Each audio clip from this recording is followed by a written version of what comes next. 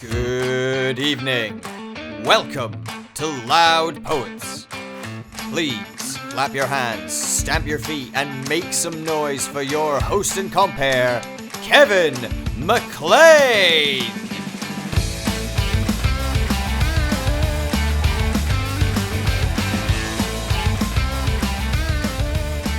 Hello, and welcome to Loud Poets! Oh, that is what I need on a Friday evening at the Fringe. Thank you so much for coming along. Like I said, my name is Kevin McLean. This is Loud Poets Best of Fringe. I will be your host for this evening, guiding you through this spoken word show. Give me a little cheer if you have been to a spoken word show before. Down the front, ready, prepared. I like it. Give me a little cheer if you have never been to a spoken word show before.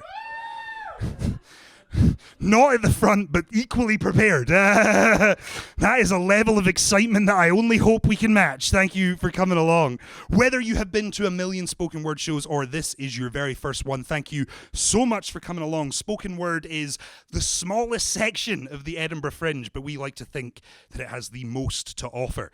When you come to a spoken word show, you get a bit of everything. You get a bit of the happy, a bit of the sad, you get a bit of the thoughtful, a bit of the ridiculous, everything in between. And tonight is a perfect example of that show. We have three wonderful poets for you who are going to come on. I'm going to introduce them. They're going to step to the mic and introduce themselves to you in poetic form. Then we're going to play a little poetry jukebox and round off the night with some feature sets. Does that sound like a plan?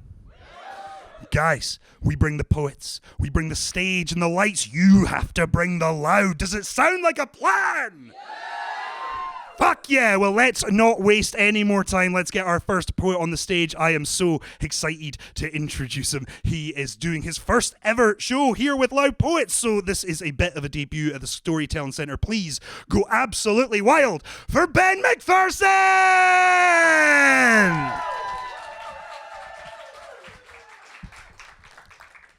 Hello, my darlings. How are we doing? Yes, sorry, not Scottish. Scottish heritage.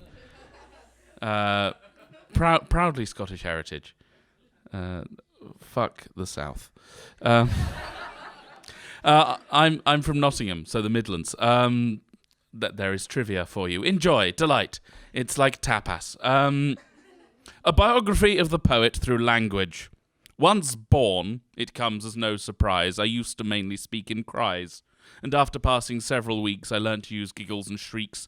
It then became my fondest wish to only speak in gibberish. I tried to copy every sound, and though the meaning was profound, few people really got to grips with what I meant through gurgled blips. I gradually was learning words like digger, car, trees and birds, and then, before the age of 2, my first metaphor, as you do.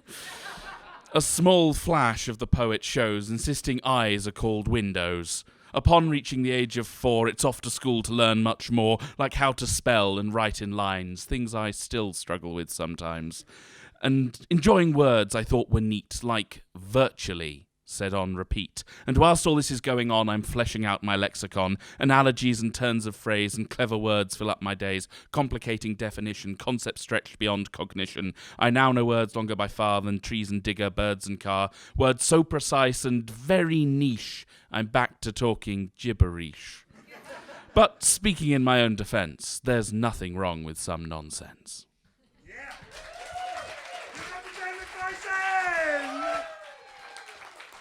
Our next poet is one of the absolute standouts of the Aberdeen spoken word scene. We have been doing gigs up with Speaking Weird, which is a local Aberdeen sort of grassroots open mic poetry night. We were doing gigs up there and I was blown away by Nick's work. So please put your hands together and give all of the love to the wonderful Nick Bagshaw!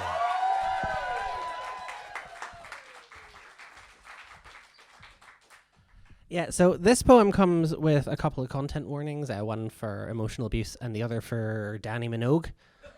I know, right? Danny Minogue, triggered. I want to draw you, he says. I can make you look beautiful. Thanks. So I look shit generally, is that it? After artistic appraisal, I require reinterpretation for any approximation of aesthetics. Oh, no. You look fine. You look great. But with my charcoal, I can help you. I can elevate. But to commit me to canvas or page, I have to be improved.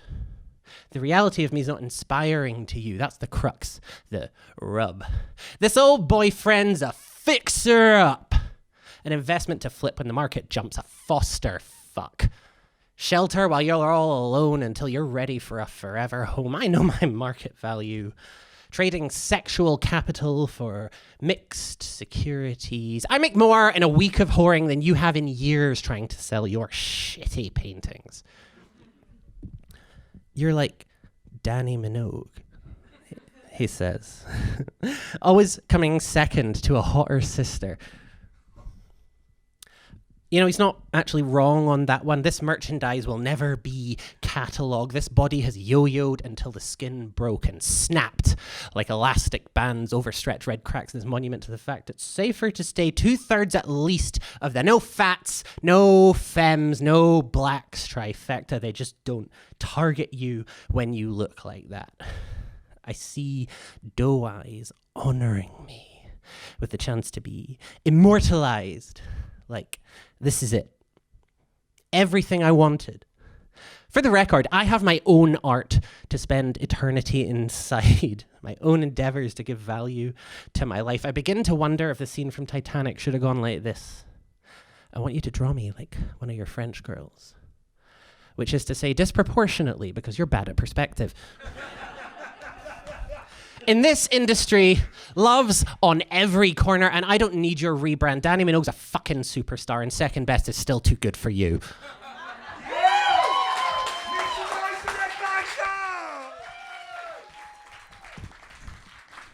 We have one more poet to introduce you to. He always puts a smile on my face whenever he is on a Loud Poet stage. He's one of my favourite poets in the scene. I know you're going to love him, so go absolutely wild for Stuart Kenny! Hello! So in 2014, there was a Telegraph article entitled 5 Geckos Freeze to Death on Sex Space Mission.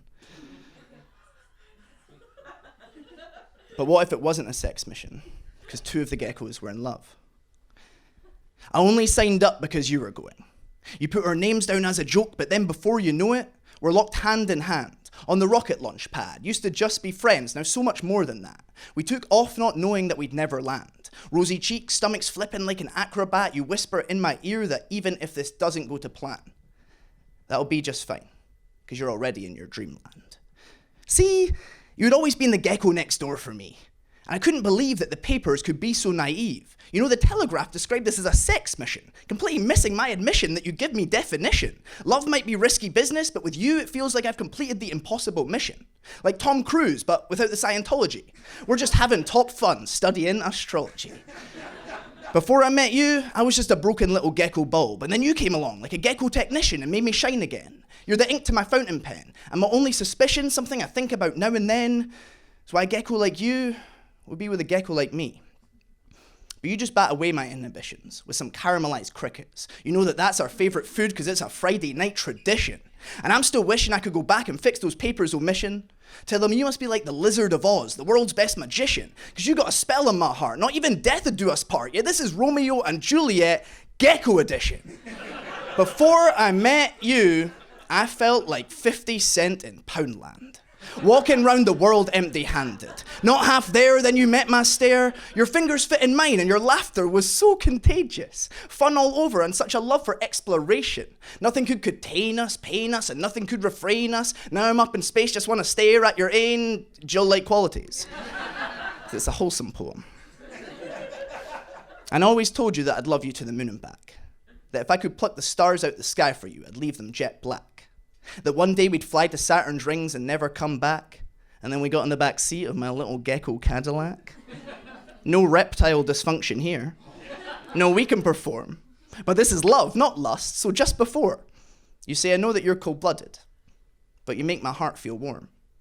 And look, there's Saturn now. You couldn't plan it better. There's the Milky Way. Let's try and eat it together. My mum always said I lacked a little endeavour. She'd be so proud I've got a superstar like you for my forever. Well, I guess it's kind of romantic that we're going to freeze. We've come so far. I still remember our first kiss back in your parents' tree. After I stood outside your window playing Hello by Lionel Richie on a little gecko boombox. And it filled you up with gecko glee.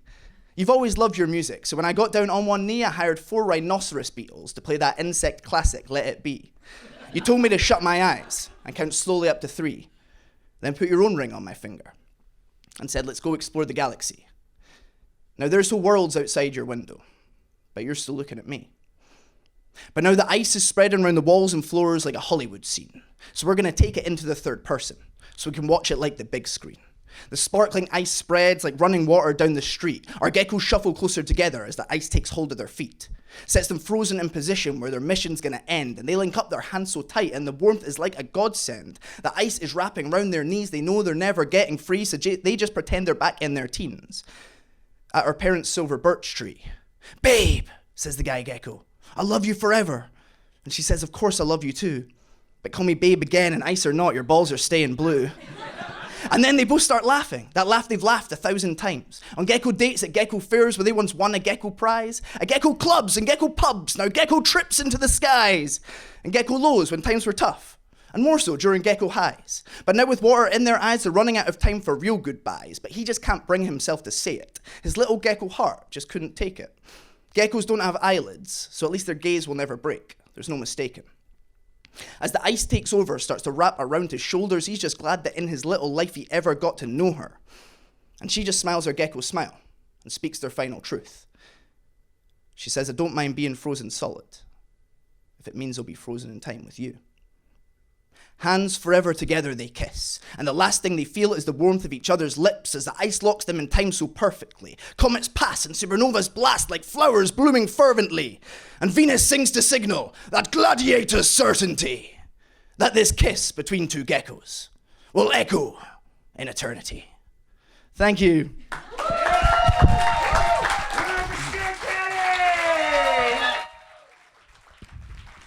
Those are your 3 poets, and like I was saying, we cover a lot of ground at spoken word shows, from Danny Minogue to space geckos. What a wonderful world. Guys, we are going to play a little game we like to play here at Loud Poets now, called Poetry Jukebox. We are going to get our 3 poets back up on the stage. They are going to line up behind me in front of the screen. Our wonderful techie in the booth will throw up some random words, and our poets will have to jump forward to the mic and crowbar a poem into whatever theme has appeared. Does everyone follow? You've seen Mock the Week. Good. Cool. Well, please help me welcome back all of our lovely poets.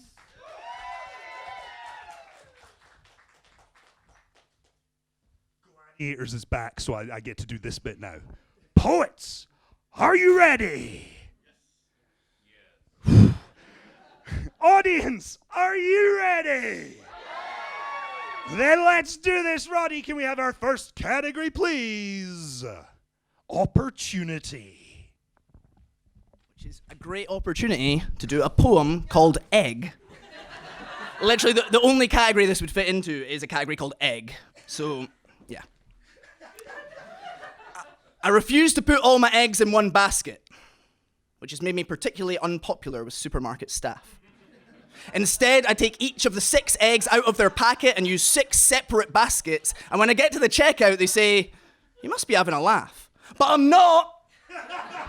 It's for safety reasons. And it means that if somehow I fall, then I'll probably break a few eggs, but I won't break them all. But the person behind the checkout counter insists that I've got my logic in a twist, and they say I'm now more likely to drop and subsequently break a higher percentage of the eggs that I carry on my way round the supermarket because I've now made them precarious cargo. And I say, firstly, how dare you profess to know anything about the percentage of eggs I break per carry of 6 on a standard supermarket trip? And secondly, even if that is so, it still means that I'm never going to break them all.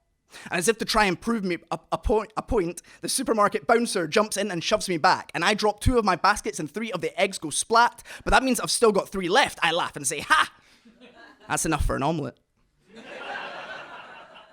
And the checkout person says, okay, but I need the box to scan the eggs. And I tell them, no, they don't need the box. What they need is to think outside the box. And the security guard says, that's enough. He fires me out the shop and calls me a rocket. And I hear him ask the manager if he can shut the door and lock it. And I shout back in offense, you've not tried it, so don't you knock it. And as I walk away, the joke's on them, because I've got 3 eggs hidden in my pocket. Thank you. Fantastic stuff, Stuart. Wholesome, but a rule breaker. I like it. Can we have another category, please, Roddy? Treasure.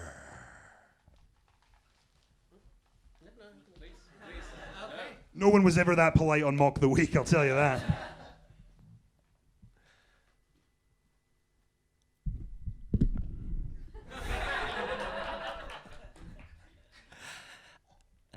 I like walks on the beach. Feet bare naked, shoes in hand. I like the warm, undulating give of the sand. I like the pebbles and firm sand, moistened by spray. I like the plaintive kiss of the first step in the waves. I like ambling to a peaceful spot on sunny afternoons to bathe in the waters, briny and cool, or in the sun with protection on vanilla sands. I like the tease and caress as it falls through my hands. I like the easy disrobing of a layer or two, the gaze in longing at blondest dunes thatched with reeds au naturel, and feel the sighs of the ocean swell. I like scrambling over rock pools, uneven and firm, the haven where tidal waves don't break, a place without hearts to give or to take. I like the lighthouse atop the cliffs.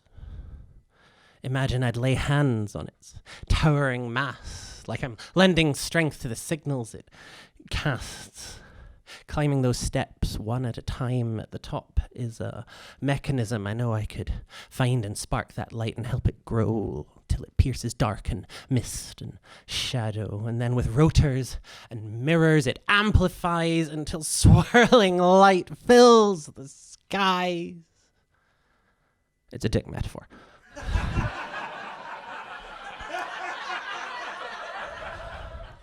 I like guiding sailors home on that rocky, wet floor, then down the stairs and out the door. I like dreaming I'll stay there on that beach one day till the tide heaves in and I drift away. And as I glide out there in that watery view, that salty foam might cleanse me of you. I like walks on the beach, feet bare naked, shoes in hand. Till months down the line when I'm still finding sand.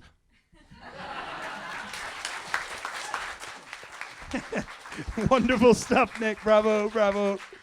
Can we have another category, please, Roddy? Fire.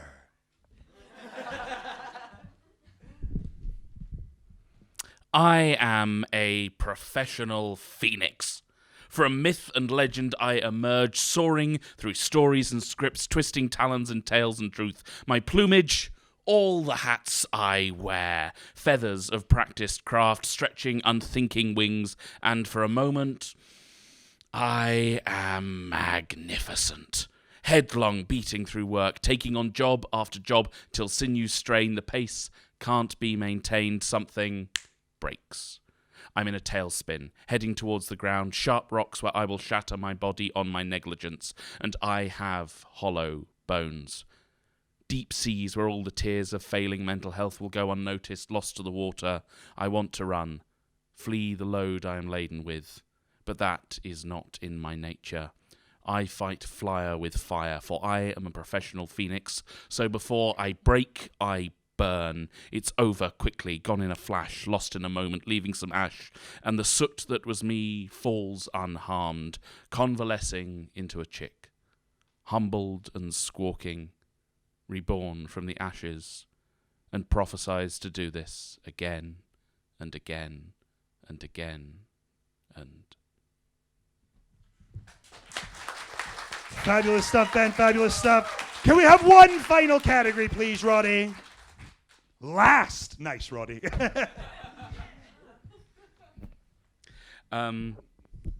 Cool. Hey, power grab. Now, where the fuck is she? She's in here somewhere. This is about someone who's lasted perhaps a little bit too long. Elizabetta Harker Wise would never ever modernise. She liked the way things had been done and loudly told to everyone that her opinion of the truth were things were better in her youth. The good old days, she used to say, were much more simple than today. If you offered a computer, you'd have thought you'd tried to shoot her. At times you'd have thought terrific's best described as Neolithic, before we'd started smelting bronze, before the world was going wrong, before our tools made us rueful, when troubles were more sabre-toothful. One day, as the day was dawning, floods arose with little warning. The people seized whatever floats, like fences, doors, and motorboats. The current carried off this fleet, and more from every street were drawn until at last this sorry lot were picked up by a mega yacht. That is to say, except for one who knew how things used to be done. And as you saw the waters rise, you could have seen Miss Harker Wise paddling with undue pride in a canoe against the tide, for knowing what she'd ought to do, carved out by hand the forementioned canoe.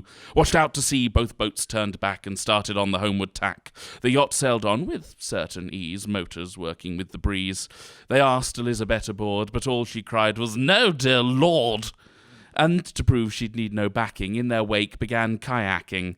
But turning round, each face dismayed, this woman stuck in retrograde was nowhere for their eyes to find. Alas, she had been left behind. So recall Elizabetta and make sure you don't regret a watery fate amid the kelp, because you'd not use modern help.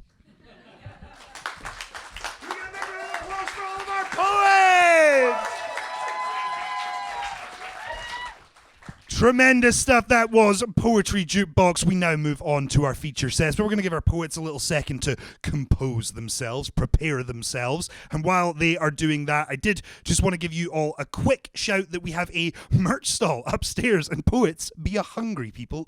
So please consider checking it out. I don't know if any of our acts, have any of you guys got books?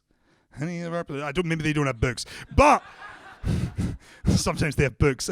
But what will be there is a bunch of flyers. We have flyers from all of the acts we have throughout the month. We're showcasing over 60 poets throughout the month of August, and a lot of them have shows. I know Ben has a show that you can grab a flyer for upstairs, so please do go and check that out. And also, we have a mailing list if you want to sort of get information on what's going on around the country, you know, the rest of the year with spoken word.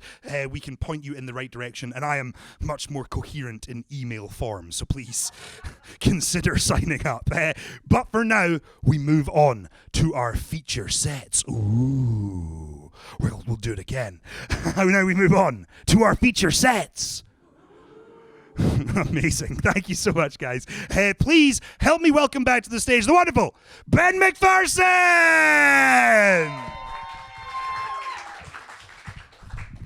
Oh, hello again. Cool. Hi. Yeah, I'm Ben Macpherson. I have like two really sharp divides in my poetry. I write a lot of kids and family poetry. I've got a book coming out this autumn for that. And then I also run a night called Smut, the Verbal Burlesque, which is very much not kids' poetry at all. So we're going to get a mixed blend of stuff for you tonight. Little trigger warning for body horror in this one. It's a kid's poem. This is Joshua Waite, who slouched and was eaten by a fish.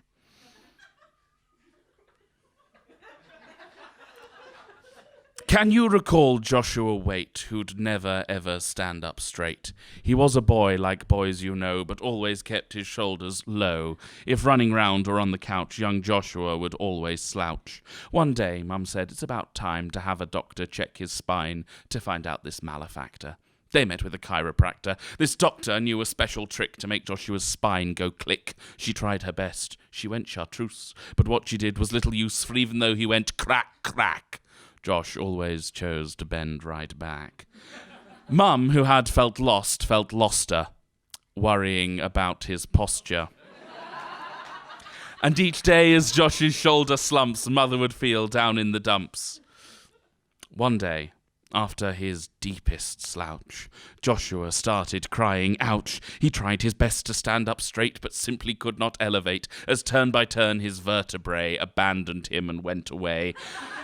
And one by one, his many bones each vanished from their normal homes.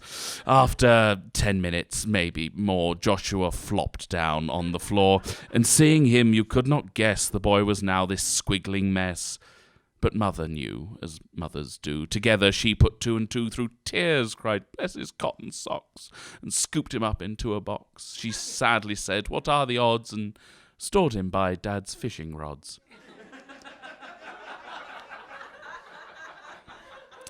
Then, needing a pick-me-upper, nipped off for a cake and cuppa.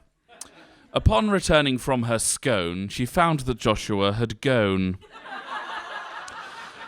Mum could not see how she'd missed him, lacking his skeletal system. She searched the house, she'd made a tip. Dad came back from his fishing trip. And hurriedly, Mum then explained as Dad's expression grew quite pained, said father, who was red of face, I've used our son to catch a place. For when I looked inside that tub, I thought it was a massive grub. So, stand up tall, lest you may turn into a spineless, wriggling worm. That's what befell Joshua Waite, who ended up as fishing bait.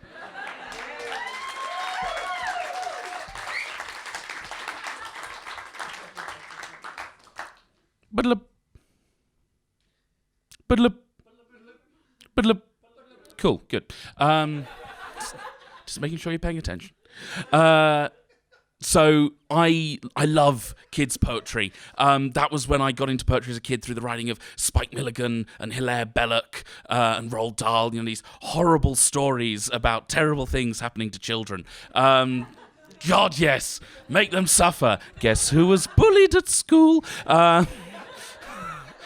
Did the poetry come before or after? We may never know. But I love how poetry has a role in education, and not just sort of learning and analysing poems, but actually like the one that gets taught all the time is the Wives of Henry VIII. You know, divorced, beheaded, died, divorced, beheaded, survived. You know, we learn the fates of the 6 wives of Henry VIII. Also, well done. We've got one person in there who knows the final fate. What happened to Catherine Parr? She survived! This is a poem I wrote about the fates of all of the kings and queens of England and Britain. Died, died, died, died, died, died, died. Died, died, died, died, died, died, died.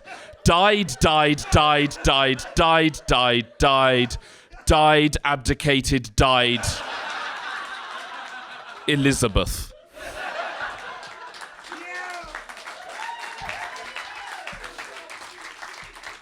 But good. So, who the fuck do you think you are? I am a bisexual man. Woohoo! Any other queers in? Woo! Yeah, of course there are. It's a fucking poetry night. So, as a bisexual man, I am privileged to access a delightful online community. It's a social networking platform. It's an image sharing service, a direct messaging experience, and a hookup app called Grindr. And this is a Grindr poem, and it's called "I'm a Fetish, and I Think It's Starting to Get to Me."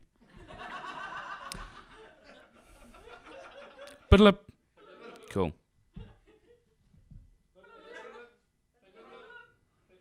A notification wants my attention.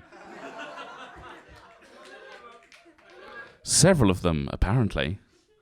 The thing is, I know what they'll say, and I've got a pretty good idea who they're from. Hey, Daddy, they'll say. I am 2 years younger than you.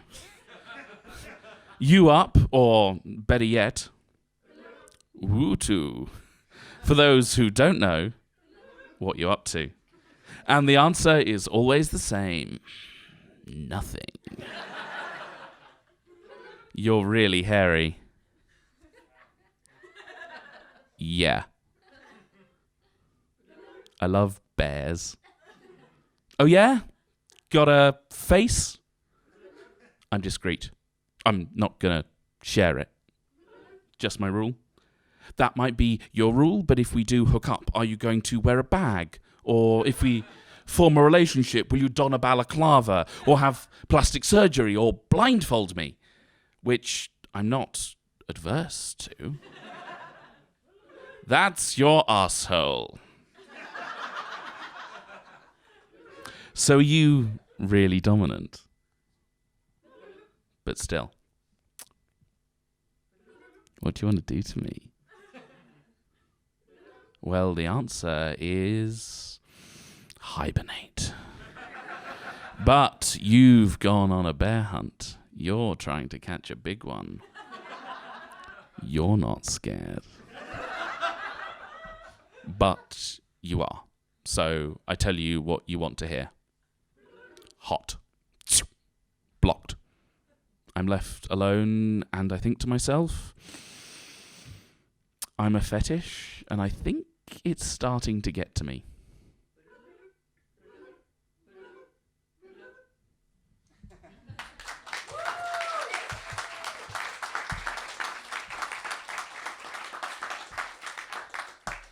How are we doing time-wise?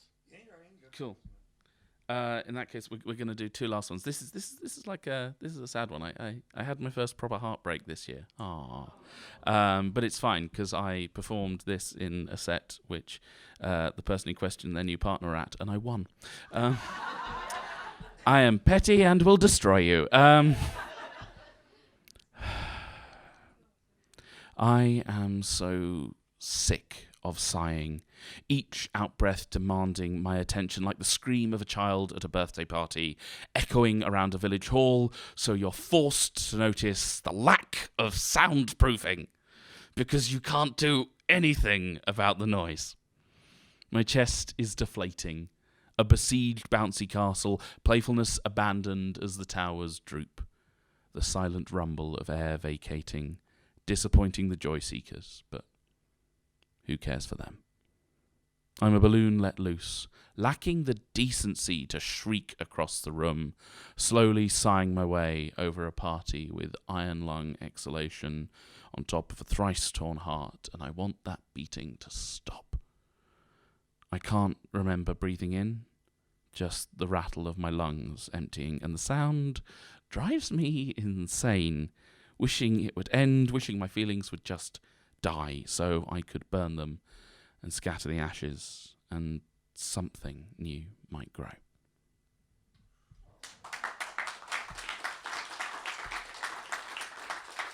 Okay, so you've got a choice for your last one. Do you want like fun little story one, or do you want to make a child suffer? Child suffer! Hurt the kids! Hurt the kids! Poetry! Poetry! Poetry! Very well. We will kill another child.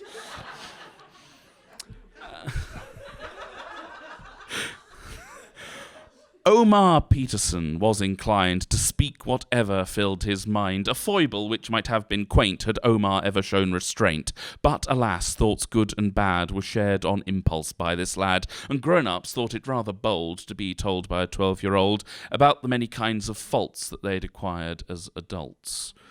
To set the scene, a summer's day, and whilst the others were at play, Omar, separate from his peers, reduced the local mayor to tears by sharing thoughts about the town. It really brought the poor man down. When someone cried, "Look over there! A beast is in the market square!" Before somebody intervened, it crushed a house to smithereens. Possible you've not before laid eyes upon a manticore, and if you are one of this tribe, permit me, whilst I now describe a lion's body, lean and tan, the keen alert head of a man, and from its rump a scorpion's tail, if the forementioned did not make you wail. It's arched up high, ready to fight, no wonder it inspired fright. Bystanders ran, whoosh, they were gone, except for Omar Peterson. Opinions bubbled in his brain, and hurriedly he then exclaimed, "You're ugly, your tail's far too long, your claws are sharp, your jaws look strong, your eyes are wild, your fur's a mess." All this and more he did confess, and when at last his rant ended, Manticore was quite offended. He reared up high, let out a roar, and did what no one done before. As the timid boy stood quailing, the beast listed every failing. For one so young, you're very loud, the monster said, and far too proud. So who are you to criticize my messy fur, my wild eyes? Your nose too small, your teeth askew, so much you clearly cannot do. Now desperately Omar sought to find a fault for his retort, but Omar's mind was fully blank. His spirit and opinions sank. The situation headed south. He found himself inside its mouth. Yet, before he was chewed to mush, he said, your teeth could use a brush.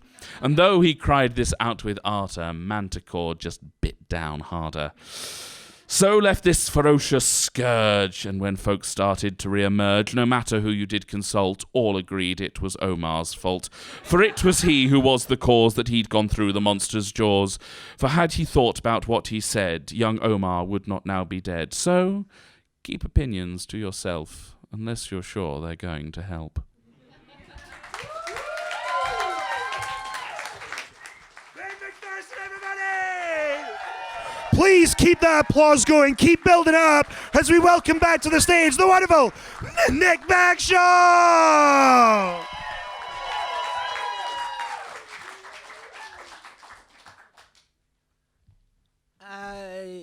How the fuck do I follow that? So you know what I'll do? I wasn't gonna do this tonight, but fuck it. We're all friends here, right? Okay. So I've kind of given you a flavor of the kind of thing I do. Like when they asked for a bio, I was like, I write about the tribulations of finding love in the queer sphere, which is a legit word and not just a wanky one that I made up. So it's all sort of like dream sex haze, nautical sex metaphors, and like has-been pop thrills. So this one here is one I used to do for the purposes of levity, but I'm sort of like bringing it back in memory of someone fabulous who's been taken from us. This is an Olivia Newton Dear John. Okay, it deserves more than that. Come on. That was fucking funny. I'm saying all the things that I know you like. Making good conversation. I'm malleable, agreeable, pliable, comfortable, and hopefully desirable. I agree. I feel your passion and I share. I mean, I don't care, except that you care. But I want to be there while we go there. How about I handle you just right? You know what I mean. 'Cause I sure don't. I'm trying, I'm working to stay effortless and collected and cool. I am losing myself in losing myself. I took you to an intimate restaurant, then to a suggestive movie. We wine and dine and I stay lost in those times gone by when I was yours and you were mine. There's nothing left to talk about unless it's horizontally. Whatever the fuck that means. Let's get physical, physical. I wanna get physical. Let's get into physical. Let me hear your body talk. Your body talk. Let me hear your body talk. I wanna hear your body talk because you have gone silent. I know who you are, so I never really felt the need to make conversation before or bask in the moment before, to want more before. I thought we could shut up and enjoy the silence before. Let's get animal, animal. I wanna get animal. Let's get into animal. Let me hear your body talk. Animal. I'm a feline, a canine, equine. It's another dick joke. Bovine. Farmyard, barnyard, grazing on wordplay, energy, the way we touched when you still wanted me. I'm out of my head, hopelessly devoted to you. I love you. I honestly love you. Xanadu. Time to turn the records off. You're gone, and we're done.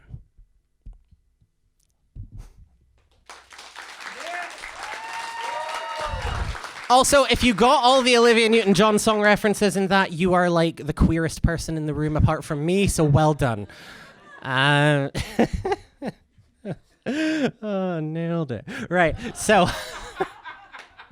Right, on to the poems I actually planned to do this evening. I was originally going to be bringing a one-person show, one-man show, like a show with just me, right?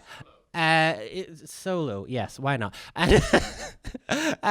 Charting kind of like all the ways that men are disappointing. It was going to be called Cautionary Tale, and it didn't happen. But instead, I thought I would give you the poem that was going to start the show and the poem that was going to end the show. So you get the cliff notes, basically. This is about that moment when it first starts to really click with someone. It is a univocal poem in I. It's called This Kiss. This kiss is first, an igniting instinct. This kiss is distinct. This night isn't brimming with gin. This twilight is silky. This blink, filling this dimly lit idyll with light binding ministry. This kiss is printing spindly glyphs in skin whilst mining lightning. This thistling clinch is stirring, whipping winds whilst birds fly with flint striking wings, igniting inky midnight. This kiss isn't my living, isn't gigging and grind mixing flirt mills, isn't wintry filth mingling with guilt gripping grit. This living's gimmick, biting lips, lifting shirts, fists gripping hips, hitting this given drillings, timing writing squills, switch flipping, dignity missing, firmly stripping, firing dick pics with grinder trilling rye, smiling whilst slimy tips, pitch rifts, filling this till filth with risky prick biffs, lying nightly, billing tricks. It's insipid. This kiss fits. This kiss is swimming in mist, inviting lips glint with drips, rising whilst it sinks, tying, stitching this shifting in, jibing with him in this thrilling drift. This tingling, clinging kiss is rinsing skin with limb twitching, mind rippling bliss. This twitch, lilting in rhythmic drifts, this pirate bristling richly lifts in, smithing spirits with willing stiffs. This kiss is rich, this kiss is swish, this sick chic fix. This kiss is kitsch. This kiss, this tryst is fizzling, dimming, dying.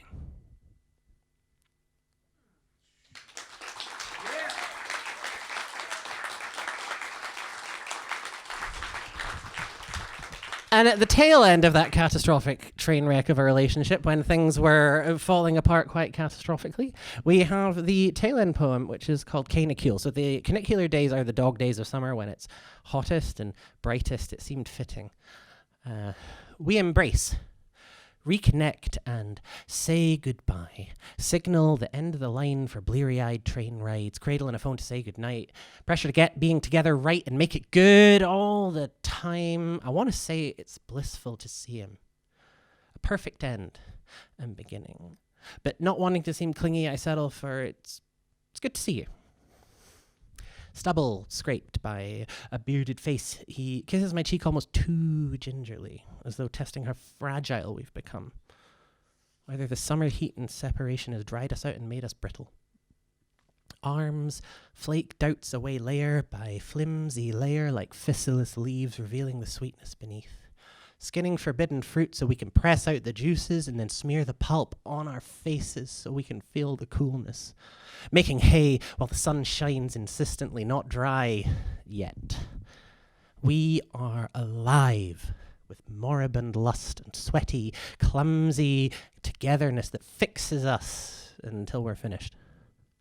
Our chins, heads, chests, limbs press, cleft by jewel desires to get so close I could have climbed inside, locked myself in his chest just to feel a heartbeat and that visceral need to pull away and make my own comfortable space. I don't do goodbyes well. I don't do endings well. I didn't want it to end well. Well, I didn't want it to end. Sometimes it's hardest when it's easy.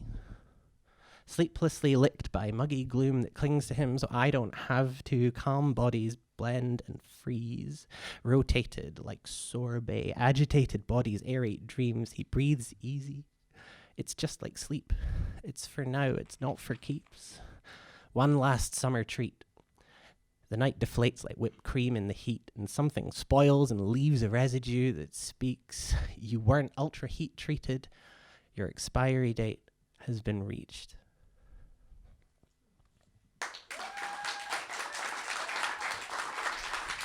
Do I have time for a last one? Yeah, one last one, right? Do you want... Let's see, what else have I actually written down in my book? Do you want an angry one or a funny one? Funny one. Okay. And do you want the funny one to be You want the funny one to be angry? Well, sure, I've got one of those. This is called Straight People Don't Fall in Love. Straight people don't fall in love. That's just a lie created by the conservative media. They're indoctrinating our children. I am not politically opposed to heterosexuality, but the act itself is genuinely disgusting to me. And now it's just getting annoying. Like 11 months of the year, they're all, oh, we're straight. It's great. Get used to it. You can't even turn on the TV without them throwing it in your face. Let kids be kids. They don't need to know about all this. Once. Just for one day, I want the world to be back to front, and we'll have breakfast at dinner and a nightcap with lunch. Cats will pet me. I will be the one throwing bottles of piss at random drunks in the street. Landlords will pay £600 a month on average for the privilege of providing housing to me. I'll break the washing machine and I won't do shit about it. J.K. Rowling will write a halfway passable book. More people will have heard of Candice DeLong than Ted Kaczynski. I realize that this one is on me and most of you won't get it, but I put it in anyway. Oil and gas interests will be much too busy investing in renewables to lower themselves by price gouging or buying out our corrupt politicians. The self-checkout will expect an item in the bagging area. I'll finally meet a swerf with a valid argument. I'll get my chance to dish out some oppression, and it's going to feel pretty fucking good. Ben Shapiro's wife will get wet sometimes. Gwyneth Paltrow's vagina will smell like a candle. The Edinburgh Festival will feature predominantly Scottish performers. Okay, maybe I went too far with that one. And as the sun rises on this glorious experiment, the people it upsets still won't get it. Thank you. Nick Bagshaw, everybody! We have come to our final act of the evening, which means we have one more act this evening! We have a little tradition here at Loud Poets. We like to introduce our last act with the loud rumble. So get those feet going, tapping away. Start bringing them heavier. Get that banging going. Hands on laps. Build it up. Get those hands together. Make some noise. Go fucking wild for Stuart Kenny!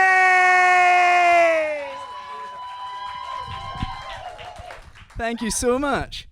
So, I love 10-minute sets to give you a chance to tell a story. So this is just going to be one poem. I would call it like an epic poem, but I feel like epic poems are about epic things, like Dante going through the 9 circles of hell, whereas this is about 2 suitcases falling in love. Specifically, an airline recently lost my suitcase in Paris, and this is my imagined tale of what I reckon my suitcase got up to while I was trying to find it. Is there any French people here? Thank God. This is called a baggage transfer of hearts. The Eiffel Tower is a rusty pylon, and I'll give the Musée d'Orsay a miss. If Sacre-Cœur was a Jedi, then it would be Qui-Gon, because most people forget that it even exists. The Arc de Triomphe is actually for losers, and croissants get you covered in crumbs. The whole of Paris could use a diffuser. Okay, I admit it. This poem is dumb.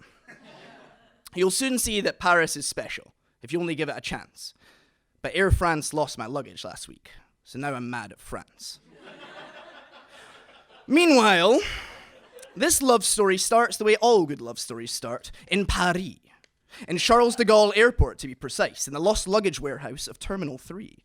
My suitcase, generic grey with an elegant Burberry ribbon dangling off it, sits next to umpteen others, but feels so alone. Although, he notes, he's in Paris, the city of love, and he's always wanted to go. So, he starts to hum La Vie en Rose, a song which triggers the suitcase next to him in the hangar, to turn round and say, Oui, oui, monsieur, this is how you English say, un banger. I'm not English, shouts my suitcase. I'm Scottish, purpose-built. I'm literally carrying my owner's kilt. The sexy French suitcase, bright red with a golden handle and a silk white ribbon, laughs at how this makes my suitcase queasy. You should be labelled fragile luggage if you are to be offended so easily. And yet, the Scottish owner of yours has left you in the warehouse to grow old. Such a beautiful suitcase, rotting here in the cold. The sexy French suitcase produces a cigarette holder and takes a long drag, which, for the sake of this story, she is able to do despite not having an arms or, how you say, opposable thumbs. But wait, if you're from Paris, what are you waiting here for? A horse and carriage? Monsieur, I am lost luggage. I have long been abandoned. I may be lost luggage, but I have plenty of baggage, she says, now inexplicably holding a vermouth. And for you, why waste around and waste your youth? You're not lost luggage, monsieur, now that I have found you. Yeah, it's a very intellectual piece, this. The sexy Parisian suitcase leans over and gives my suitcase a kiss on the cheek, which for the sake of this story she is able to do despite the fact that she does not have a face or, how you say, lips. My suitcase turns a darker shade of grey. I did not know that a suitcase could blush, she giggles. Now I am going to explore Paris as a suitcase free in my prime. You can wait here, or you can come back to mine. My suitcase thinks about this for only a second. He loves adventure and adventure beckons. Besides, he's been lost a while, he thinks. Who'll notice if he nips out for a quick drink? Meanwhile, back in Edinburgh, I'm on hold to Air France, wondering where the hell my luggage has gone. They're represented by Swissport, which is confusing given they're a French airline, but the details would make you yawn.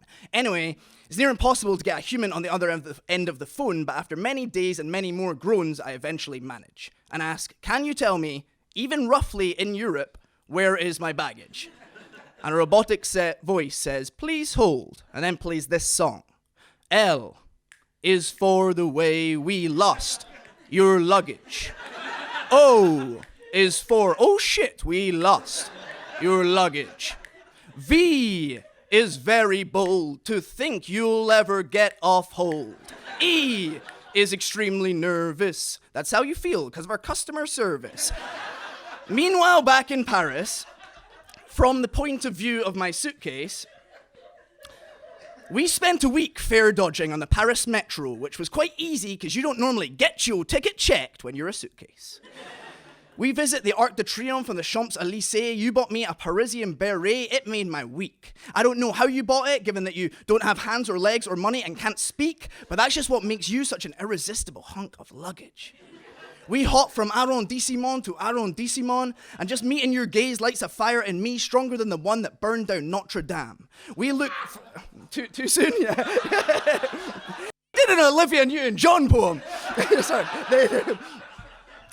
We hop from arrondissement to arrondissement, and just meeting your gaze lights a fire in me stronger than the one that burned down Notre Dame. We look for a hunchback, then go get a lunch pack and eat it on the curb of a street where an accordion plays, soon joined by a horn band. We go to Shakespeare and Company, where we browse the books and giggle when we accidentally touch handles. We kiss beneath the Eiffel Tower, and you make me feel such power, though maybe that's just the various chargers that my owner has packed inside me for this trip, including the charger to his MacBook, which he really needs back for work. We put patisseries in our storage space at the Boulangerie, and you asked if I wanted to see you in sexy suitcase lingerie. So by the time that we visit the Louvre, yeah, I'm looking at Mona Lisa's smile, but really all the while, I just want to make Louvre to you. That is the worst line of this. And there's a lot of them. So, let me take you by the handle, and we'll dance beneath the candlelight, me spinning you like you're on the luggage belt of dreams. Suitcases can get carried away, but I can safely say that we make such a team. I know I sound soppy. I'm trying to be tentative, but like a secure internet password, you make this case sensitive. So unlock your lock. Unzip your zip. I'll be careful with your ribbon, I don't want it to rip. Unpack your clothes and the cheap souvenirs. I'll uncork the wine my owner was saving to share with his peers. You know, you've really got me pining. To see your inside lining, my patience is wearing thin. 'Cause yeah, I'm boring and I'm grey, but with a suitcase they say, it's all about what's stored within. So I'll carry all your burdens, 'cause you're off the charts. Yeah, this is suitcase love. A baggage transfer of hearts. Meanwhile, back in Edinburgh, I assure you we're on it. We feel a lot of guilt. Well, if you don't get my suitcase back, somebody's getting killed. I assure you we're on it. Our best people are on the ground. We'll get them into Charles de Gaulle. It's been like 3 weeks now. I assure you we're on it. It's just some of the bags have escaped. I am a little worried about your mental state. The bags have burst out the hanger, and they're really hard to find. Mate, I honestly think you must have lost your mind. I assure you we're on it. We're sending out PIs. There's nowhere they can run, and there's nowhere they can hide. And now my hope is gone. This guy must be having me on. So I put the phone down and cry. Meanwhile, back in Paris, they've taken Jacques, says the sexy French suitcase. Who's Jacques? We've not mentioned the character called Jacques. But every spoken word narrative set in Paris must have a character called Jacques, she says. And I have just awakened to find that Jacques has been taken. The Air France/Swissport private investigators are rounding up lost suitcases and sending them back to the UK. Well, let's run away, says my suitcase. Whichever way the wind may face, it's me and you, babe. And they share an embrace. It's me and you, and I'll keep you safe. And just like time and again, the love shadow cast on the Seine. The sexy French suitcase then takes a long draw from her cigarette and says, I've been left so many times. My heart is a state. I've been left so many times. Promise you won't break it. Promise me that you'll stay. And just as my suitcase is about to do just that, an Air France/Swissport employee jumps out and carries him away. Back in Edinburgh, where our tale says au revoir, with an R for the sake of a rhyme. I've got the tram out to the airport. It's not far. I'm scanning the Swissport luggage graveyard when I see my bag and its Burberry tag, and I sprint over to it enthralled. I scream, yes, I'm so glad to see you, suitcase. And my suitcase says nothing at all. But then, a Swissport staff member comes and says there's a note I need to read on my bag. Says he. It reads, if you take me home, you also have to take the sexy French suitcase next to me. And I, ignoring the fact that this appears to be a note from a suitcase written in first person, say, but I don't own that suitcase. And the staff guy just stares at me and blinks. And I look down at that red suitcase, and I swear to God it winks. So, being fine with theft for the sake of this happy ending, I take the bright red bag next to mine. And as I walk to the bus stop, what I don't see behind is that the ribbons of these two suitcases I'm rolling along have become intertwined. And the wind whirls, and the sky this evening is as beautiful as it can get. And I hum La Vie en Rose as me and two suitcases wheel into the sunset. Thank you. Stuart Kenny, everybody!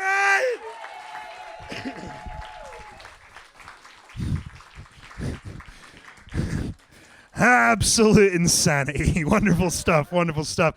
Guys, we have come to the end of the show. Thank you so much for coming along. Can we please get a big round of applause for our taking the booth, Roddy? For all of the staff here at the Scottish Storytelling Centre. And one huge round of applause for all of our poets. My name has been Kevin McLean. This has been Loud Poets. You've been fucking awesome. We'll see you again. Good night. Thank you so much for watching this video. If you enjoyed it, we'd appreciate it if you could hit the like button, if you could hit the subscribe button, and make sure to ring that bell icon so you don't miss any updates from us in the future. If you want to go that extra mile and support us a little further, we do have a Patreon channel with loads of exclusive goodies, and you can sign up for as little as $1 a month. We appreciate your help, guys, and hopefully we'll see you again soon.